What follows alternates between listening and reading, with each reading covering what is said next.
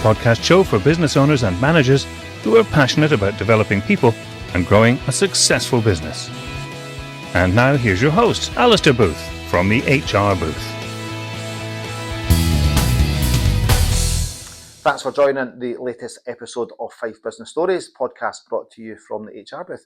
Delighted in this episode to be joined by Robyn Drummond from Robyn Drummond Fitness. Welcome, Robyn. Thank you. Good to have you on board. Here. Great to have you here. So for the guests and audience that are kind of tuning in, so I think I met you a few years ago through networking. So today, really informal, just looking to hear a wee bit about your journey, your business, what you do, and we'll get asking a few questions, but nothing too technical, nothing too difficult, and you can share a wee bit about your experiences and what you do. So amazing. So first of all, for the audience and people that are tuning in, tell us a wee bit about who you are and what you do and a bit about your business. So my name is Robyn Drummond. I am an online health and fitness business owner. I've been in the industry for 10 years now. I'd say more so recently I'm on a bit of a mission to try to help change the way that we speak and think about health and fitness, especially with the widespread of misinformation online. It's, important for me, especially being on my own journey and overcoming my own challenges, to then try and help educate others in whatever way that looks like, from doing school talks to my own programs and being in businesses. So, yeah. Brilliant. Looking forward to hearing a bit about your story today then, Robyn. Thanks for that. Yep. So you're based in Fife, but obviously your business isn't just Fife based, is that right? Do you cover like other areas, or is it solely kind of Fife people that are on your programs? Oh, no. So interestingly, I actually didn't really know where people were based until recently. Yeah. When the program we launched in January, this was brilliant. I had actually sent like the first 50 people a really nice little welcome, like handwritten message. And in that I was posting letters. It was really, really insightful. And there was people from everywhere. So I guess that sometimes I think that it is just exclusively Fife, but it isn't. So because it is an online program, it can reach anywhere. But I had people in Glasgow, like people down south. Brilliant. So, fantastic. Good to hear. So real variety. Fife success story. Good. Fantastic. So how did you get started in health and kind of wellness then as a business? How did that come about? So I never really intentionally ever started to do any of this. I suppose, this is a bit of a story, and I'll go right back to how I even got into health and fitness. I had always been someone that was fit, or I was into exercise, I suppose. I had done fencing, such a random sport, from the age of 5. So, I don't think many people know that. That was like fighting with swords, and I was really competitive, and I did all right at it. And I always kind of grew up wanting to, when someone said, what did you, when you were younger, what do you want to be when you're older? I always said, I want to be a sport coach in America specifically. I don't want to do that now. I'm quite happy with Fife and Glen Office. So, but I always wanted to do that. Anyway, in school, I was always very active. I really enjoyed PE, but I actually didn't really do very well in school at all. So I left with no qualifications.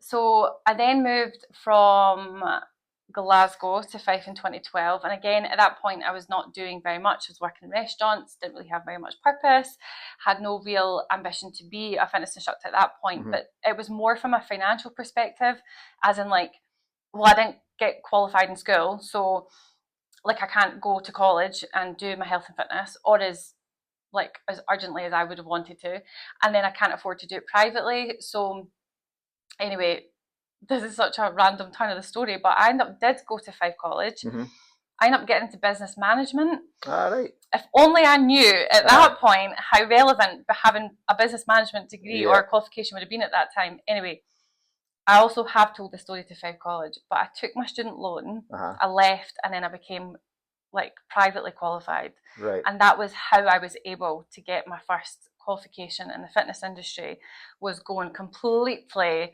round the most bizarre route in order to become qualified. And then that allowed me to get my qualification in gym instructor and personal training, and that was how that all started. Oh wow.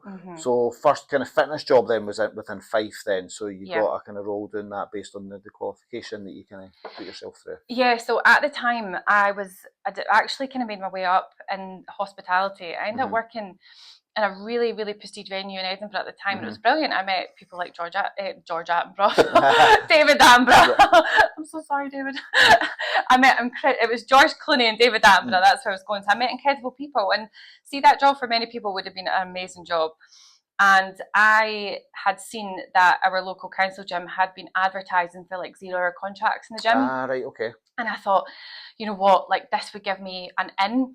And I'd been training at that gym anyway. And I thought, well, I know people, like it would help me, you know, get the experience that I want. So anyway, I remember at the time, it was probably the very first risk, or at least like the biggest risk I'd learned from that helped me within business was, you know, essentially going from a full-time salaried contracted job to a 0 hour contract in a gym cleaning treadmills. And that is basically how I got my foot in the door. And I mean, who knows what would have happened if it wasn't for that. But then that's where I was for 5 years before I then gone online and started the business. Well, so 5 years kind of in that kind of environment and industry before doing the business. Okay, good. There's a couple of other things in there actually you've mentioned, which, so I have another hat where I sit on the board of DIW Fife, so it's actually, and we obviously promote No Wrong Path, so it's quite interesting hearing you there, leaving school without qualifications and then your route into business. So that's a real success story as well. And I think that's quite important for young people where there's so much pressure on get your qualifications, go to college, go to university, when in actual fact you don't have to do that. Not at all. And that's something that we promote quite a bit within DIW. So that's good to hear that you've done that also. Yeah, definitely. I think at the time as well, like I didn't know anything about having a neurodivergent brain, like having ADHD. And I mean, not that I would have changed anything or done anything differently, but I think now as an adult and having that diagnosis, then it allows me to understand how education works best for me rather than like being fit into a conventional route that didn't support me at the time. I then in later life did qualifications that have like, or were taught in a way that worked better for me. So I did go back to the Open Uni. I did eventually get a degree in sport and fitness, but it was what I wanted to do. So, you know, that's it. When I say I left with no qualifications, I'm talking no hires, no nothing. And but then did find a route which did support me eventually, which fantastic. is brilliant. Well done you. So 5 years in the industry before setting up the business. What made you kind of set up an online kind of fitness business? What was the rationale, thought process behind that? How did that come about? So again, it was completely accidental, and I think if anyone at the time had said, oh, you know, you would have an online health and fitness business even 6 years later, or ever been self-employed, I would have honestly laughed in everyone's faces, because I would never at that time ever had the confidence or the belief system to think that I could or was capable of doing anything like that. But there was never a goal, or there was never an objective to be self-employed or to have a business. And I actually think it's one of the best things, because I'd never started with an agenda to be financially successful. Like, it came as a byproduct of like starting something because I wanted to just help people. And I know we all do in the industry, but at the time, how I got started was, well, because of COVID and because we couldn't like work anymore face to face. But I was very late to the party, and I remember saying to my employer at the time, I'm too anxious to go online. I can't do this. This is not for me. Which is hilarious, because now all I do is I'm online. I thought, I can't do this. And as I say, it was about May. I thought, I'm just going to teach. No, that's not actually how it started. I offered my clients a Zoom quiz. So I thought, well, at least that keeps me like, you know, engaged with my clients. Anyway, it started as a Zoom quiz, and then I taught one workout live, completely for free. And that's basically where it started. And because at that point, being employed and self-employed, you couldn't get as much financial support anyway at that time. I then added a very small membership fee. And because, again, I wasn't showing up to generate a membership, I wasn't having to sell, I just showed up just to do the thing that was to keep people busy, find a place to exercise, feel mentally better during what was obviously a very uncertain time. And then it just organically grew, and I'm so grateful, because it was purely organic growth for the first 3 years. So 6 years down the line now, so almost since COVID. Incredible. Good. So what would you say were some of the biggest challenges in setting up the business in the early days? What did you encounter? Obviously, apart from lockdown, which obviously quite significant. Well, I mean, obviously, lockdown was, you know, maybe not the best for many people. I mean, it being a challenge maybe, but it was one of the best things. It gave me ultimately a life-changing business. But there has been so many challenges across the way, and I think that, I mean, the first year was like, you know, you're ultimately, and I'll be purely honest in everything I say as well, it's like, I was going from a membership that made £200 a month to over 6 figures a year, and then all of a sudden you're like, I'm being told I should be VAT registered. I've never had, I don't know what an accountant is. I don't know what any of these things mean. I just want to do things properly. I had no overheads. I had not a clue what I was doing. I would say I was very naive as well. Like I just trusted a lot of people that at the start I probably spent way too much money investing in mentors and coaches that, you know, really didn't have my best interests at heart. I mean, I was just living my best life doing all these workouts. It was brilliant. But yeah, I mean, I think the biggest challenge that I probably still have, that I'm better at overcoming now, is that when things don't go to plan or when things aren't going well, I think that on the online world with business owners, people don't really talk about the struggles. So when I wasn't having a good time, I often would think that it was me. And it's so easy to absorb a lot of the kind of hustle culture that can become really hugely toxic, that you think, well, if I'm not doing all these things, then I'm not successful, and it can really get to you, I think. I think that is probably the biggest challenge that I'm now up against. But that kind of imposter syndrome, isn't it? And then, you know, people talking, you know, what they're doing, but in actual reality it's very different. Massively, imposter syndrome still lives with me. I don't think it ever really truly leaves. Exactly. I know what you mean. No. So obviously you mentioned there in the early days, then obviously some people, you know, spending a lot of money you maybe didn't need to spend. At what point then did you realise that, and what support did you get, like from like the business community or anywhere else? Where did you find that support to try and help you drive the business forward? At one point, I actually was connected. I actually started to formulate a really nice local kind of network. I started to go to a lot of kind of networking events, but like connecting with people within the council, and I was connected to really, really genuine people that had my, you know, genuine interests at heart.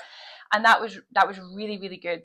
I had a really close friend at the time who actually ended up stepping in to do admin for me at the time, because it was just so much work. Like there was no way I physically could have done it all on my own.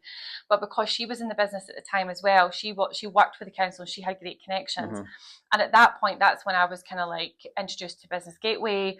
And I had a great person in Business Gateway that massively was like, there's just so much support out there. And at that point, it was really great, because it then felt there was real, genuine support locally, as opposed to just buying into mentors that it's so easy to get kind of hooked on online, because they promise you the next best thing. But yeah, I certainly learned the hard way with that. I think we all have that. Good. That's good to hear about Business Gateway. So I got involved with them really early on as well, and when I set the business up, and just having that good network behind you, not just Business Gateway, but the Fife business community and the wider business community, just kind of knowing people that have got, as you said, your best interests at heart. So definitely. And there is really, really good people out there, and collaboration as well. I think initially, because I was so like, you know, I was loving the fact that the business was so successful, or whatever I was creating was working. It was so hard to allow others in, like even just to delegate things, to having an admin being like, it just felt really scary. But then having that like collaboration with others, that's probably, I think we forget how powerful collaboration in business can be. It is ultimately what, you know, grows everyone's business. But having a good network is definitely what's massively supported me. Good. I agree with collaboration. I think there's enough business for everybody, and it's just how you treat people. And same in the fitness industry. I agreed. Good. So has fitness and nutrition always been a big part of your life then, and that kind of encouraged you, motivated you to kind of move into this as a business? Yeah, I would say so. I think that, I guess it's one of the biggest reasons why I do what I do now, because of the experience that I had with nutrition. I think it's like what now shapes the reasons that I do what I do. So, you know, when I first got qualified, I think it's so, you know, it's so easy to be surrounded by so many people online, and to think that that was nearly 10 years ago, and how much social media has advanced in that time, and how I was influenced by it at the time. I thought, well, I have to look a certain way in order to be taken seriously, or no one's gonna, you know, I don't know, listen to me, or when they see me, there was legitimately nothing wrong with me, but I was so like influenced by others looking a certain way, thought, right, okay, this is what I should look like to fit in. And in that process, I then became very unwell, and, you know, dieted a lot, lost a lot of body weight, and I was, you know, probably the illest I'd ever been. You know, my best friend had said, like, you know, I've never seen you so depressed. It was horrific. It was utterly horrendous, trying to become a smaller version of myself, but yet I was the most miserable and severely unwell. And it's that experience that now probably fuels the fire in me to do what I do. So there's a lot of like nonsense and misinformation, and, you know, that I see online, especially younger people getting kind of caught up on it. So in terms of influencing me in that respect to do what I do, that's probably why it's so important. It's important in my life in a general sense, of course. Like, it's something that I obviously take seriously in terms of like my own health and fitness. But in terms of being in my life, that's ultimately why I do what I do, and it's because of that experience. And that's what really now shapes the work that I do now. Brilliant. Thanks for sharing that. That's really important. Good. And in terms of like your customers that you're working with, Robyn, like, you know, for our audience, do you want to kind of explain a little bit around who your kind of ideal customers are and who you kind of work with around that? Absolutely. I feel like on the marketing sense, I'm like, I don't have an ideal client. I don't have an ideal client avatar. I help many people. There's multiple people. I think in a general way to put it, I suppose I definitely help people that have dieted for years already, that have poor relationships with food. So what that means typically is that, you know, they may not know what's right or wrong, or they've done everything but nothing works. People that are really busy, they just want to feel generally better, they want to feel happier and healthier. So there isn't an ideal client as such, because that can look like many different people, but typically people that have, or that are really convinced that they've tried it all but nothing ever works for them, and typically it's because they've had years of negative dieting experiences that now they're in a similar situation that I was in when I had done something horrendously toxic and then just felt horrendous. So it's typically people like that. But then on the flip side, it's also trying to then create that education and awareness so that people then don't find themselves in that situation either. Good. So it's very general. Yeah, no, that's good. Good to know. So, and are you working with like employers at the minute? Like, do you kind of find there's an opening into workplaces? You know, are workplaces open to, you know, wellbeing in the workplace and the services that you can offer? Is that something that you're seeing? Yes, it's something that's new to me, but it's something that I'm trying to be more actively involved in. The biggest partnership, or my main partnership, that was a huge compliment, very much still is that I work with Fife College, and my programme and support is part of their employee benefit, which is an incredible partnership that I have. So that has gone really, really well. But sometimes health and wellbeing in an organisation or in a workplace, especially for the people on the other end, like as in your employees, I think sometimes it's a difficult topic to bring, because it's almost like, and that's why I always joke at the start of any presentation to be like, this isn't about green vegetables, because we all know we should have it. Or it becomes a tick box task for many companies, as if like, oh, we know we should be covering health and wellbeing, so we'll just stick something in, when there's maybe more like wider issues within a workplace that need to be covered. So health and wellbeing is a difficult one, but it's definitely something that I've done more organisational talks, which has been really good, and it has been really well received. But I definitely think it should be integrated more into the workplace, considering how often we spend our lives in work and how much our lives revolve around it. So but I'm still very much at the very beginning of it all. Because we see obviously in the workplace, you know, if people have got, you know, even mental health, poor mental health, or, you know, other issues with their well-being, etc., it has an impact on the workplace in terms of short-term or long-term absence, impact on morale, productivity, etc. So there's a lot of benefits for businesses, and it's probably just trying to see how do you get that message out to businesses to see it's not just a tick box, but there's real value that you can kind of bring. So absolutely, and I think the way that I'd established the programme that I have generally to everybody is it is a low-cost, widely accessible programme that is set up that way. So it's almost like also showcasing to businesses, not necessarily working with me. I mean, it would be great if they did, but it's also showing them that it is possible to provide something for their staff. That's not necessarily like, you know, you do have big health organisations that do provide services like this, but I think it's like they become quite generic. It's difficult to get your staff members involved in it, but there is programmes out there that they can support their staff with, that can support with, like, you know, improving mental wellbeing. And as you say, ultimately, it's a great thing for any business, because it helps productivity, it reduces sickness, and we've seen that at Fife College. Good. Brilliant. So that's good to hear. That's a natural employee benefit that they offer. So because we obviously, again, working with businesses, you know, employee benefits can be quite challenging. Employers are you know, predominantly trying to find the same talent pool, so recruitment's a challenge, retention's a challenge. you know, what can they do a bit differently? So if they're offering different types of employee benefits, that could definitely help. Absolutely. So, okay, good. And is that something you're looking to do a bit more of in the future through other organisations, perhaps? Oh, absolutely, 100%.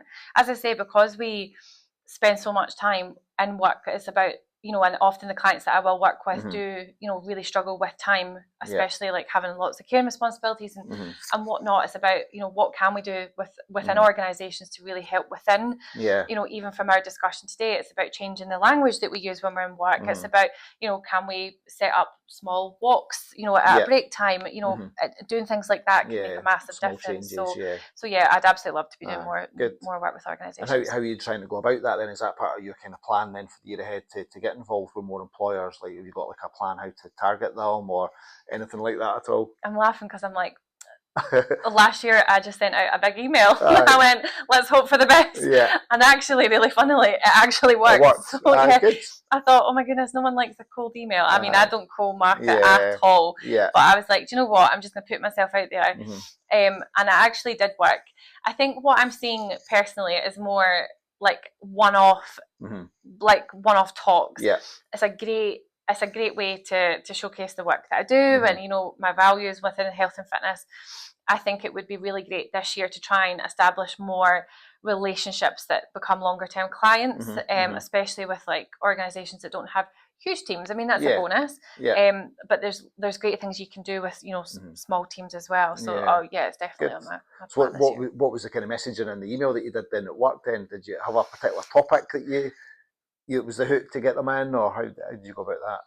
Do you know what? I'll be really honest, right? There wasn't really anything, I suppose, like in particular. I think what I did was something I'm really guilty of not doing enough.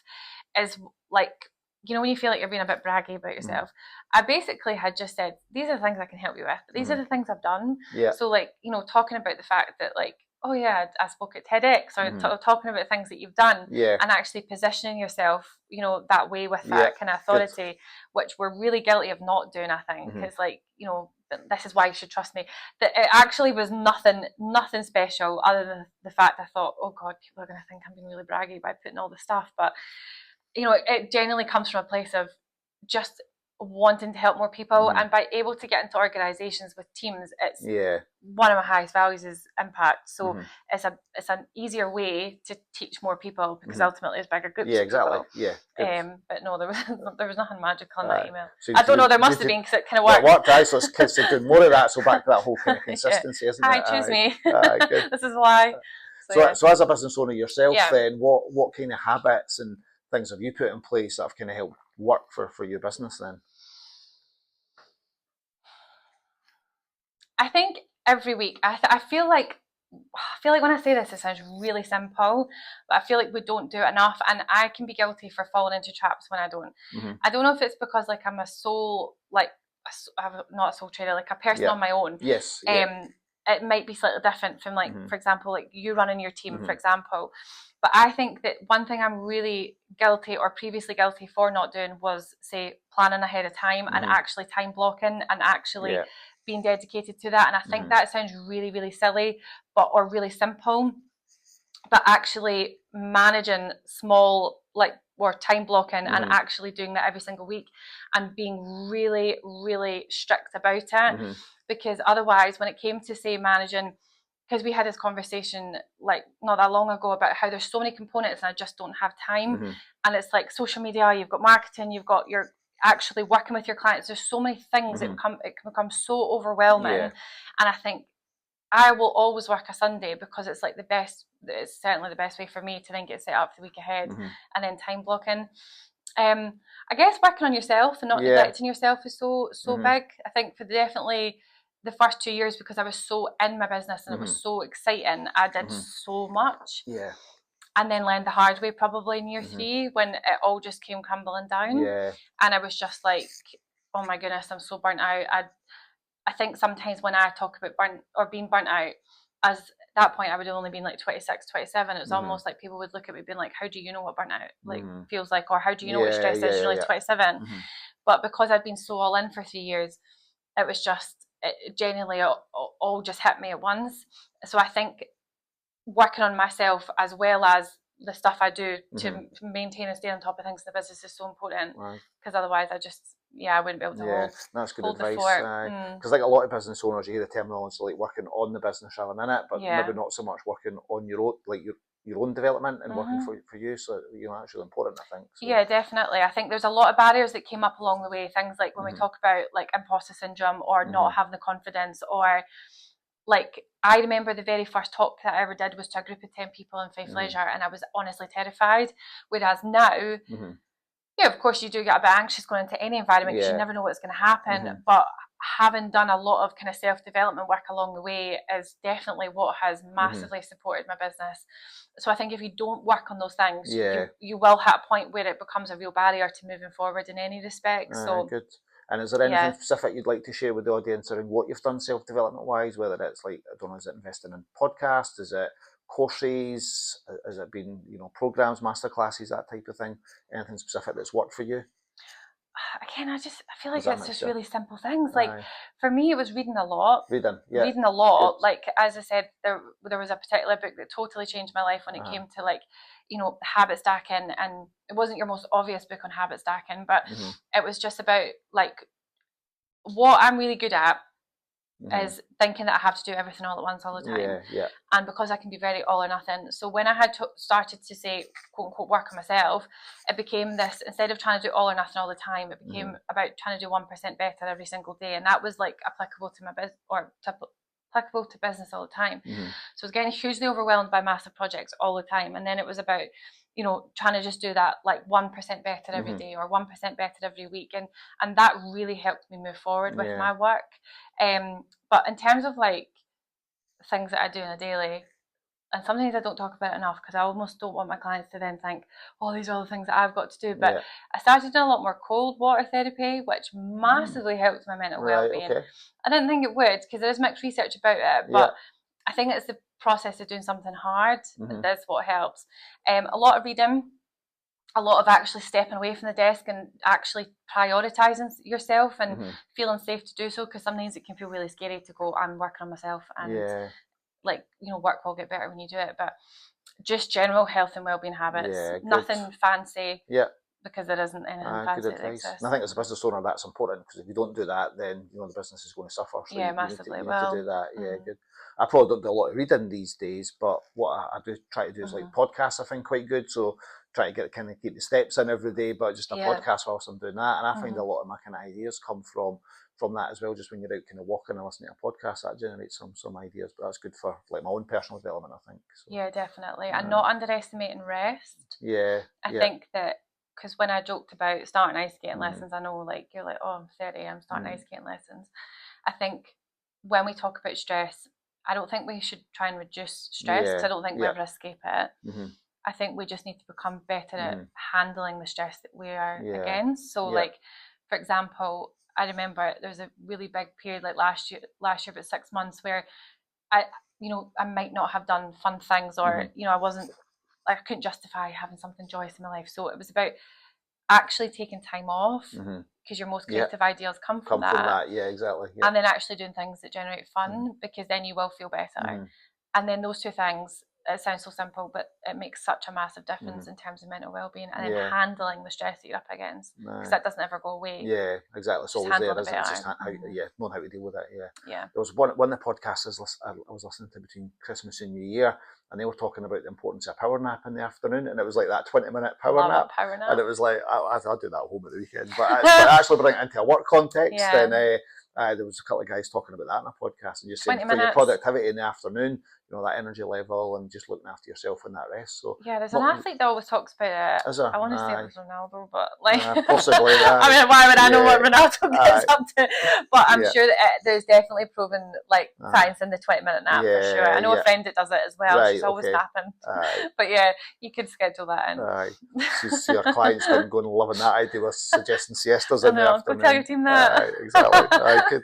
So is there any advice you would give to someone, Robyn, then, if they were looking to, they had an idea, wanted to start a business or anything like that, any kind of ideas or any advice that you could give them? I think reflecting back, I think it's about like just starting. I know that sounds really, really, really simple, but I think that we can sit and make multiple plans and plan and plan and plan. But like your first podcast is never going to be great. Like my first live workout was never great. Like the first thing of anything that I've done, social media post, but we spend so long thinking about doing the thing that we put it off for so long. But the only way we really truly overcome that is by doing the thing and doing it often, that we learn from it. So I think that, you know, I guess that for me, because I never really had an agenda, or it wasn't really the plan to become a business at the time, when I think about it, see, if I was in the same setup as I was then and I knew that that's what I was going to do, I probably would have overthought it. I would have revamped my attic before I'd started, whereas at the time I had an old iPhone. I didn't even have a tripod. My phone was against my bookcase. My attic was like old carpet. It was like cream walls, and none of it was done. You know, there was a dartboard on the wall. Like, whereas we can sit and we can think so much about, I would need to change the carpet, I would need to take that down, and that puts us off for so long. Whereas at the time, because I never really knew what it was become, I never overthought it for like 3 months before it. Whereas I just did the thing, and then constantly, bit by bit, improved one thing, improved one thing. So I think that, you know, for people that want to take that from, you know, you absolutely love the thing to doing it, it is a case of just like ultimately going for it. What I've learned is everybody is genuinely winging it. Nobody has a clue what's going on, and there is no magic to running a business other than doing things consistently. There is no secret. It is just a case of taking the action and getting started and just doing it over it, but doing it better, and just keep repeating the cycle, and that is it. So the more you think about it, the more time you're wasting. That is about just accepting you'll be rubbish the first time you start, and you'll get better. Just get better, small steps. I think what you've just described there, though, about the attic and the dartboard and all that, that's part of your story. That's your journey. So it's not to be embarrassed about it. Not at all. You know, so that is it, and it just gets better. 100%. Because I remember when I started out, and you were going to networking events, and I felt a bit of an imposter at some of the networking events, and you got people that had like big fancy cars, or they had like city centre locations as their office, and I was working from my shed at the time at home, and I actually never I kind of told anyone about the shed. I was like, oh, but then you kind of get into people, get to know you. It's like, it doesn't matter. And then the shed's kind of part of the story for me now as well. Literally. So, but you just have to, as you said, get better every time you do something. 100%. I was terrible at everything I started. Like, you should honestly see my lives in the beginning. They're so funny. Like, it's just hilarious. But then they're always there, so I you think can go embracing back. that as well, yeah, like exactly. Embracing all the things that go wrong, because it just happens to me all the time. I think I'm just like, everything goes wrong when I'm doing things live or in front of people, and you just own it. And I think you become so much more relatable to people when you just go, it's just life, it's that human element, isn't it? So good. So last couple of questions. So if we kind of look back, is there anything particular that's kind of helped shape how you do business and where you are now from, you know, when it all kind of started? Yeah, I think that one of the biggest things, I suppose, and I don't know really where I got it from, but maybe it was perhaps doing a really competitive sport when I was younger, but the ability, I feel like this is quite cringe, but the ability to never give up. Like, the last few years, I've seen both ends of business. Like, I've seen it going exceptionally well, and then I've seen it going terribly well. Terrible. It went terrible from a financial perspective. And there has been so many times where I've just been like, I can't do this, I'm not doing it, I give up. However, I think I've gone through that many individual, like, you know, problems that every single time I would say to myself, everything is figure outable, or like there is always a solution and you'll always find a way. And I think, you know, maybe the resilience to hold that is like so important. And I think it makes it sound a little bit silly, but it's almost like, obviously my business is important because I need to make money to keep my roof over my head, right? But almost kind of gamifying it a little bit in your life, which makes it feel a little bit more fun, because it then goes, right, I'm going to figure this out. What's the next thing? Like, because you know, when you do reframe it, it does become a little more enjoyable. And as I say, I have seen the absolute worst side of business. I wish more people would talk about that, because sometimes it would be great to be like, oh, it's not just me. But the resilience to hold that, to always go, it's fine, there's always going to be a solution, I'll always figure that out, has definitely kept me this far in. Good. There's so many times where last year I was like, I was done, and I was like, nah, there's a solution, and I'm so glad I held that out. Good. Because I don't know the stat. I think there's a stat that most businesses don't get past the first year, and certainly don't get past 5 years. 5 years, and the fact that you've done that is credit to you, and obviously that resilience must be there. So absolutely, I think just being able to have that mentality, like, will really, really support you. There is always a way. There is always a way. 100%. Yeah, and I think that's right. There is always going to be stuff in business, and even like our business has been going a lot longer, but there's challenges that will come up, whether it's a customer comes and goes, or a customer goes under, or staff member leaves, or a customer doesn't pay you. You've got the cash flow issues, all of that. That stress is always there. It's how you manage it, and that resilience. So definitely, I think that's really important what you've said there. Yeah, it's funny because, like, when you are up against a massive challenge and you do overcome it, it's almost like it's really frustrating, because it's almost like the next time you have a challenge, it becomes bigger. Yeah. And you go, I know. Like you just keep getting bigger challenges. I know. So the more you keep overcoming them, the bigger challenges you're able to confidently deal with them the next time. But then they do keep getting bigger. And you're like that. I know. Stop it's like, what's next? It's like on a hamster wheel, innit? And you just keep going. Please no more. Like, stop it. Well, that's the joy of being in business, isn't it? Literally. But you become so much better at handling the next time that something does come up. As you mentioned a couple of times there, actually, that nobody kind of talks about it. Why do you think that is then? Like, there's not like a safe space for people to maybe talk about these challenges openly. Like, we'll put a kind of face on it and talk about all the positives, but not so much the other stuff behind the scenes. Well, maybe ego as well. Like, because I think, like, if you position yourself as like, life is really great, which so many people do on social media, it's almost like you don't want to put your hand up and accept defeat at times.